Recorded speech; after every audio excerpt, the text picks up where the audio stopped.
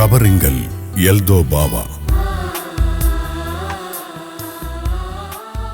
കാലപ്രവാഹത്തിന്റെ ഒഴുക്കിൽ ദൈവനിയോഗപ്രകാരം ജന്മനാട് ഉപേക്ഷിച്ച് മലങ്കര മക്കളുടെ രക്ഷയ്ക്കായെത്തി കോതമംഗലം മാർത്തോമൻ ചെറിയ പള്ളിയിൽ കബറടങ്ങിയിരിക്കുന്ന പരിശുദ്ധ എൽദോ മാർ ബസേലിയോസ് ബാവായുടെ തിരുസന്നിധിയിലേക്ക് ഒരു തീർത്ഥയാത്ര.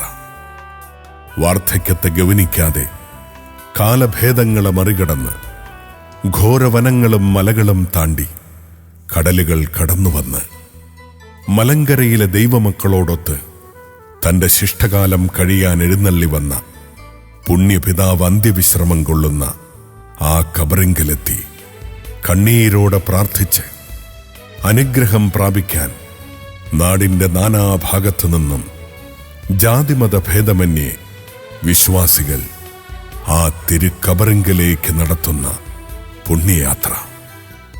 അശരണർക്കും ആലംബഹീനർക്കും ആശ്വാസമേകുന്ന, രോഗികൾക്ക് സൗഖ്യം നൽകുന്ന, അപേക്ഷിക്കുന്നവരെ ഉപേക്ഷിക്കാത്ത പാവനമായി തേജസ്സോടെ വിളങ്ങുന്ന കബറിടം.